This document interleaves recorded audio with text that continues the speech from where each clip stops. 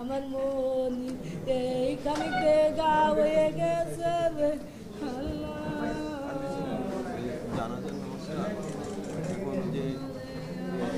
গ্রামে এখন আমার ফার্স্ট দিন মরণ চাই, ওরকম মৃত্যু চাই। আমার মনে যেরকম প্লেটে কাটছে, গলায় ফাঁস দিয়েছে, ঠিক সেরকম বিশ্বাস চাই আমি আপনাদের কাছে। ওইরকম ফাঁসি দিয়ে যেন ওর মারে, ওরকম যেন ওর প্লেটে কাটে। আমার যে না আমার লোককে যে কষ্ট দিচ্ছে না, আমি নিজে ইচ্ছা একবার দেখতে চাই এরকম ফাঁস দিয়ে মরা।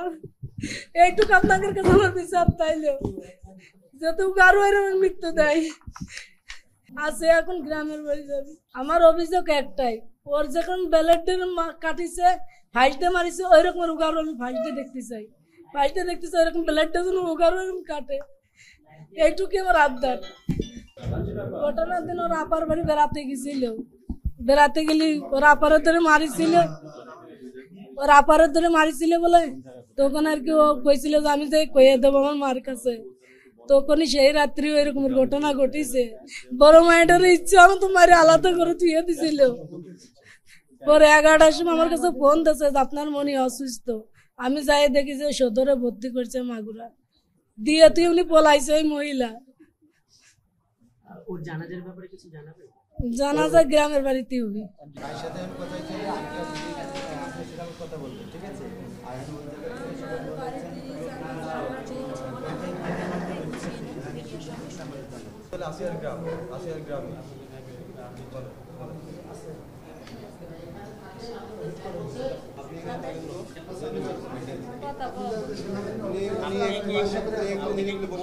যে অনেক মানুষ হবে, তো চাচ্ছিল যে একটু বড় জায়গায় জানাজাটা করতে, তো সেখানে কিছু জটিলতা তৈরি হয়েছে। সেটা আমি আমি আমি আপনাকে সঠিকভাবে এখনো ইনফরমেশনটা পাইনি যে কি জটিলতা তৈরি হয়েছে বা কেন তৈরি হয়েছে।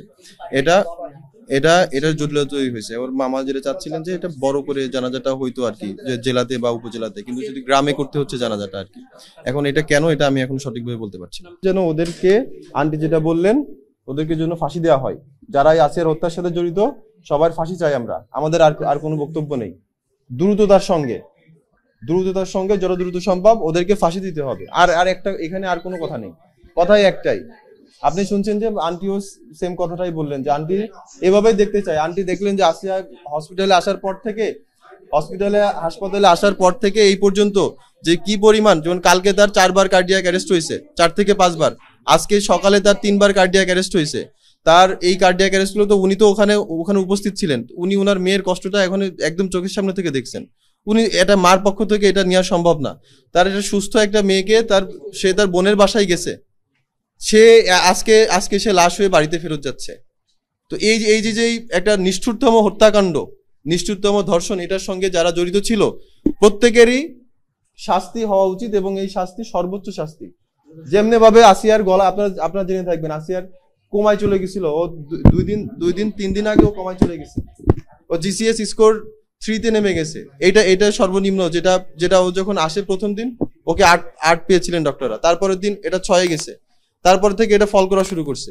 লাস্ট হচ্ছে আপনার এটা 2 দিন আগে রাত্রে সে কোমায় চলে গেছে। ওর ব্রেন কাজ করছিল না।